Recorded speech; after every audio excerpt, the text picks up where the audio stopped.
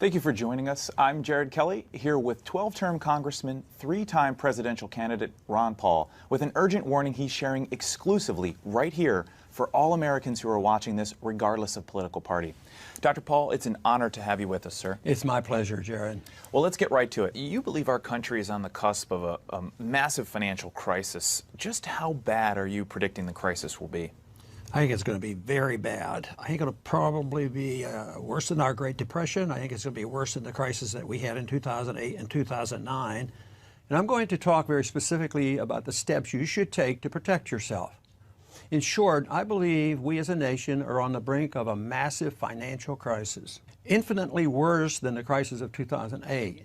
And that's because it won't be a banking and mortgage problem, but a full-blown currency crisis, the likes of which we've never experienced in this country. The savings of millions of people could be wiped out overnight. The stock market could crash by 50% or more. The way of life we've enjoyed as Americans for 50 years could come to an end. It's not a question of if this will happen, but when. So why now? Why are you speaking out about this prediction today? I'll tell you why, because most Americans don't have a clue about what's going on. Most people have no idea that in the past 6 years, we've created $4 trillion of new money out of thin air. At the same time, since 2006, we've doubled our national debt. I've said hundreds of times throughout my career in the House, prosperity cannot be created out of thin air by a central bank. The people running our country today are living in a fantasy world. And if you're not careful, you and millions of other everyday Americans will pay the price. So, Dr. Paul, what do you think will be the biggest impact of this crisis? Well, sooner than most people think, I predict we'll see people losing confidence in the U.S. dollar as a simple result of investors around the world realizing our currency is no longer the safe haven it once was. And you cannot restore confidence with more paper money. And when the currency collapses, nearly everything else goes with it. Stocks, bonds, commodities, you name it. When you destroy a currency, you can destroy the entire economy. You can destroy the whole nation. The middle class gets wiped out. The way you live, work, travel, and retire and invest in America, everything is going to change. Some of it in ways most people can't even imagine. So, essentially, you're predicting the entire U.S. financial system will collapse. As someone who's spent 22 years in Congress, what do you think will be the immediate impact on the federal government? Well, I'm fearful of a collapse, Jared. For one thing, it makes it a lot harder for our government to borrow money and pay interest on all the debt we've racked up, or to expand the welfare state, or to station the U.S. military in 140 countries. But forget the government. The real concern is what happens to everyday Americans, especially the middle class. How so? Well, for the everyday American, if the government's broke, all your wealth, all your savings will be put in jeopardy. We'll see massive changes in our retirement system and Social Security. I wouldn't be surprised at all to see the government take over people's 401ks and IRAs. Why is that? Because doing that would essentially force people to buy worthless government bonds, whereas investors in the free market wouldn't touch them. In fact, I think we're likely to see huge tax increases and even a wealth tax, a fee on all your savings and valuable assets. Can you explain further about what you mean by a wealth tax? Absolutely. Anything is possible. It's only going to get worse. When this currency crisis hits, the government's #1 priority will be to control the existing supply of capital. We'll see all kinds of new laws and rules about what you can do with your money, where you can put it, where you can move it. And of course, we'll see a massive inflation when all those trillions and trillions of newly printed dollars make their way into the economy. Because we can barely finance our debt right now, so you can imagine what it's going to be like when interest rates go up 0.5% or 1% or 2%, the ball game's over. It's going to be especially rough on seniors or anyone who relies on the government for income. But isn't inflation, is that really the main worry? I mean, we've had inflation before, back in the 70s. Well, for starters, it'll lead to a total breakdown of the stock market. Imagine 2008, Black Monday, and even the crash of '29 all happening in a single day. The middle class will be wiped out. But you're right, in a certain sense, what really worries me isn't necessarily a stock market crash. The real killer will be the effect of all this on our society and our liberties. But we have to have an understanding about how important personal liberty is because it is connected to our prosperity. We were the most prosperous country in the world, mainly because we had the most liberty. But now we've lost our liberty, and guess what? Our prosperity is being threatened. You mean unemployment?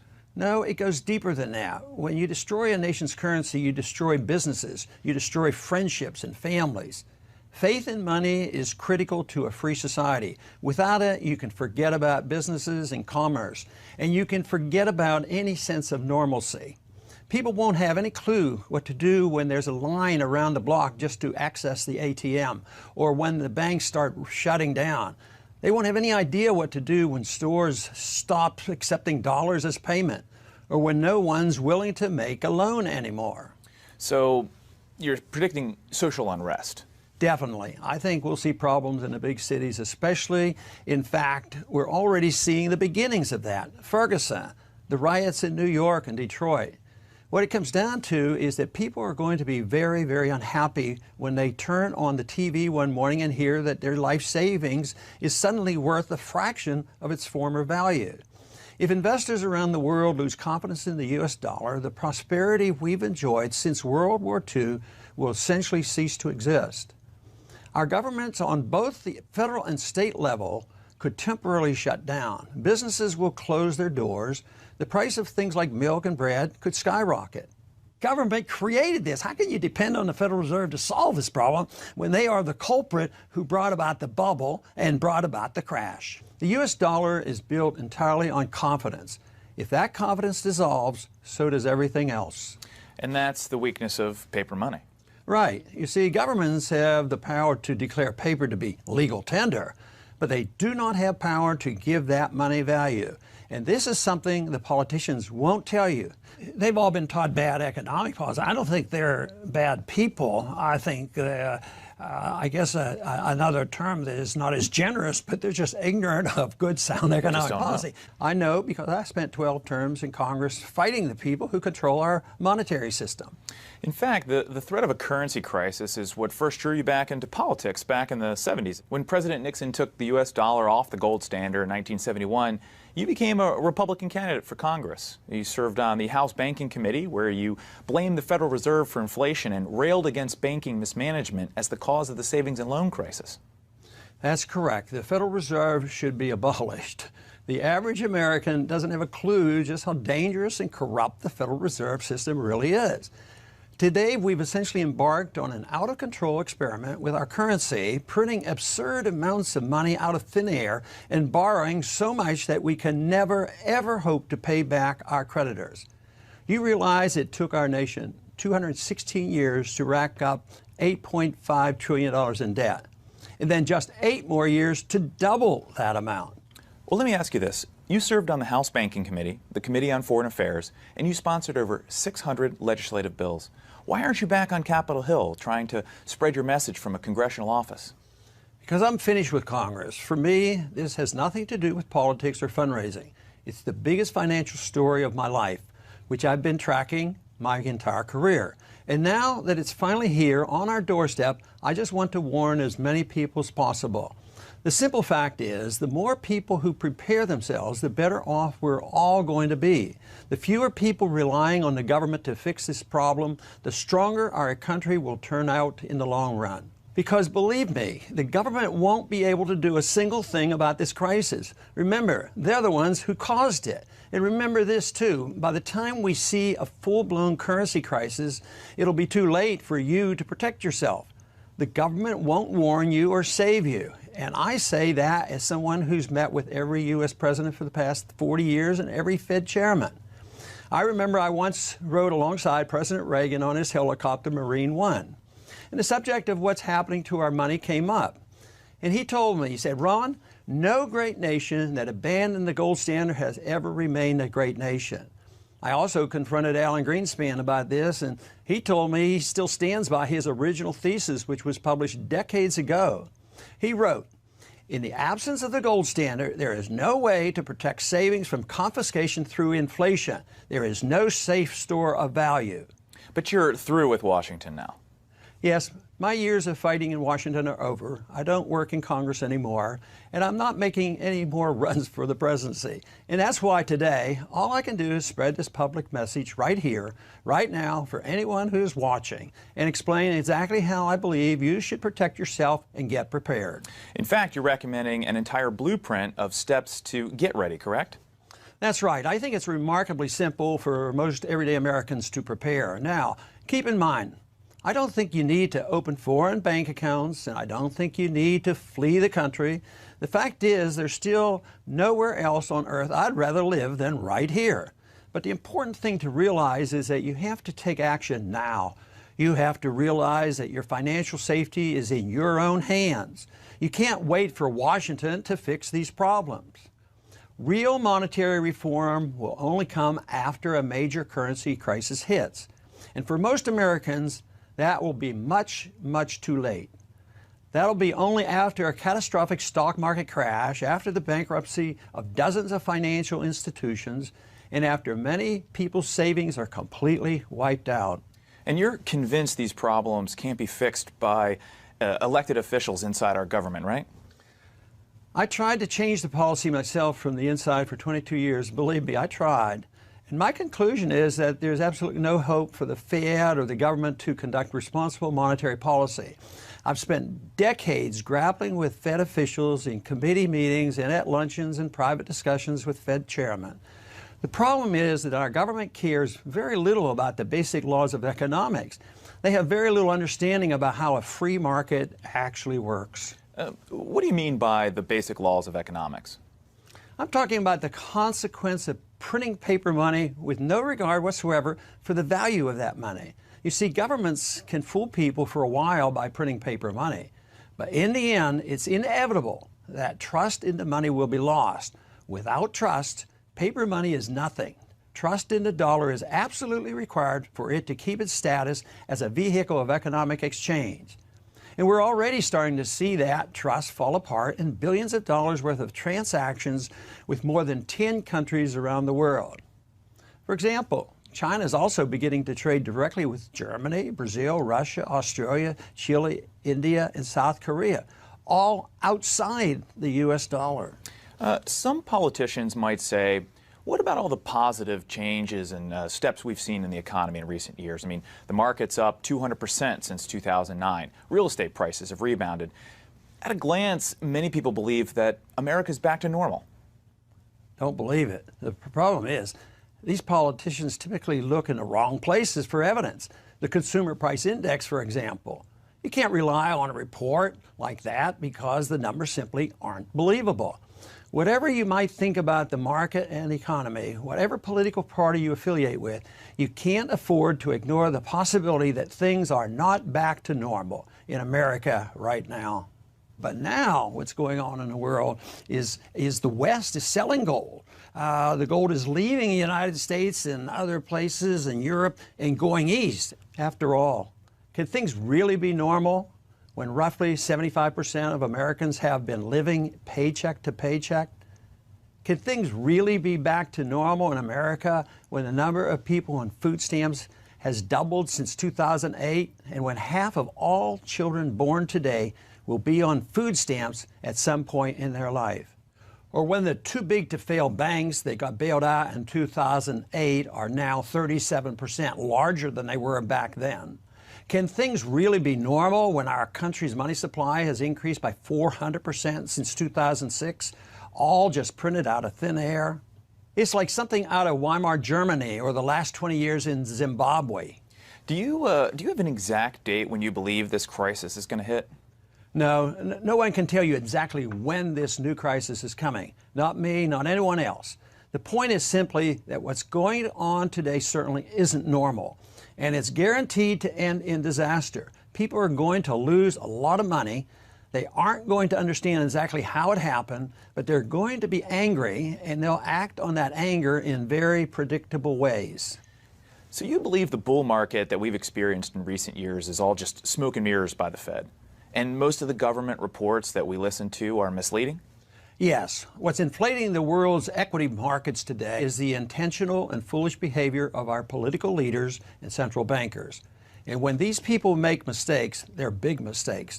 They're not the little mistakes civil society and private markets can fix.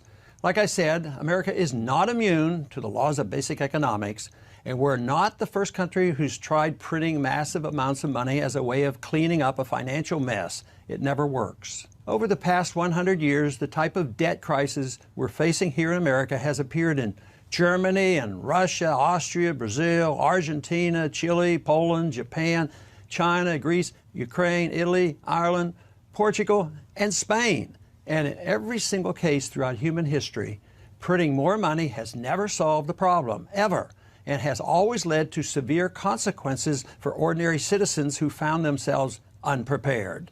But what about all the positive steps we've seen in the economy in recent years? I mean, isn't there a chance that a lot of these concerns just may not surface at all? I don't think it's a positive step when 52% of all American workers make less than $30,000 a year by one recent measure. Do you? And I definitely don't think it's a positive step when every single hour of every day the U.S. government spends about $200 million it doesn't have. It's precisely that sort of fiscal mismanagement that caused me to sever all ties with the Republican Party in 1987 and run for president the following year. Okay, well, let me ask you this. What'll set this whole thing off? I mean, where's the tipping point? The tipping point happens when people lose confidence in the U.S. dollar, and when that happens, interest rates will rise dramatically. And I believe it's going to happen sooner than most people think.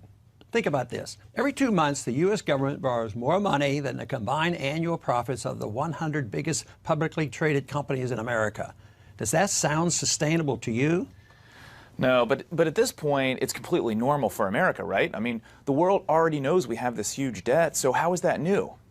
America can't be a debtor forever. It can't be normal that we owe more government debt than any country in the history of the world. It can't be normal that we have more debt than every country in the European Union combined. Granted, we've been hearing about this stuff for years, but what's new about all this is that the costs of maintaining all that debt are about to skyrocket. Again, you can't put off paying your debts forever. It always catches up to you. It's not a question of if, but when. Yeah, but if paying... Wait a minute, hold on. Think of it like this. The Fed has manipulated interest rates 10 times since August 2007, from around 5% to between 0 and 0.25, okay? How can a rate of near 0% last forever? It can't. So ask yourself, what happens if the average real interest rate goes up?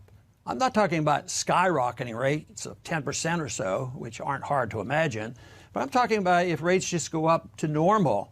What if the rate ends up being just 4% annually? How does the government pay off all our debt? Do you realize that even if we paid it off over 30 years, a 4% would end up spending $58 trillion just to simply repay what we owe right now? If the rate ends up at 6%, we'd spend $102 trillion. How do we pull that off? Well, a lot of this stuff is just mismanagement by politicians, right? Isn't there a chance the rest of the world might, I don't know, cut Americans some slack and wait around for policy change? No, that's not how international credit works. 10 different countries have already signed deals to begin phasing out the U.S. dollar as the basis of trade. And you definitely can't wait for politicians to solve the problem.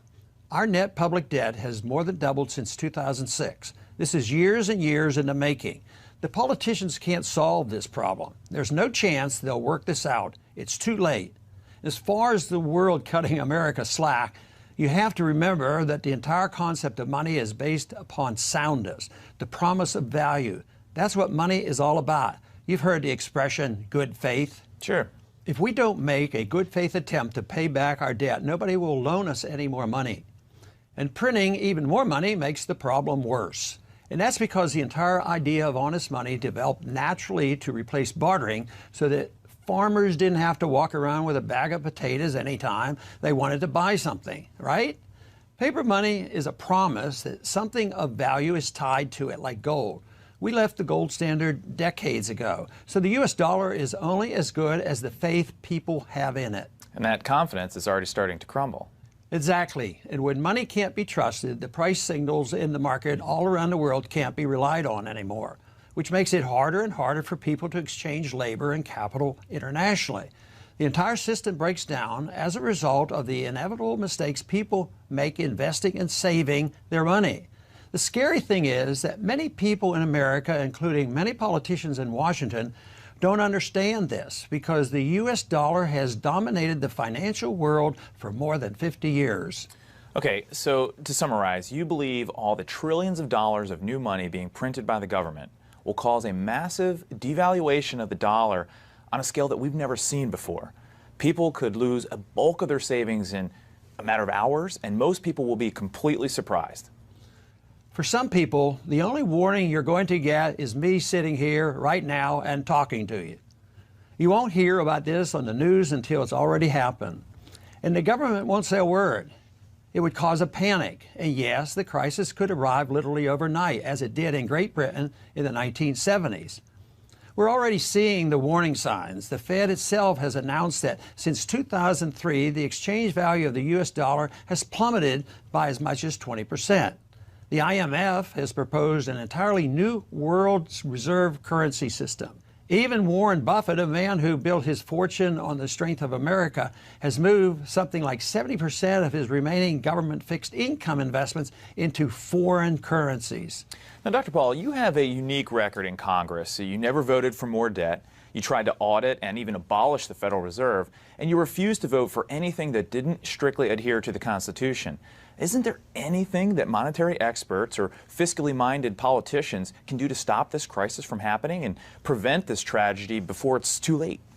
Theoretically, maybe, but they won't do it for political reasons. No way. The actions of the Fed and the last two White House administrations have gone beyond anything I could have ever imagined or fought in Congress. It's too late. I fear there could be civil unrest, massive unemployment, a huge drop in stock prices, great destruction of wealth, the erosion of personal liberties, vicious capital controls, the suppression of privacy, authoritarian clampdowns, bank and brokerage closings on a massive scale, and ultimately a major crisis as the U.S. dollar is rejected for almost any non-paper alternative. And believe me, I'm not trying to scare you. At this point in my life, all I want is for Americans to wake up, pay attention, and realize the logical conclusion of what our government is doing today. The only question is, will you take the steps necessary to get ready? I sure hope so. One thing you can definitely do is protect your wealth.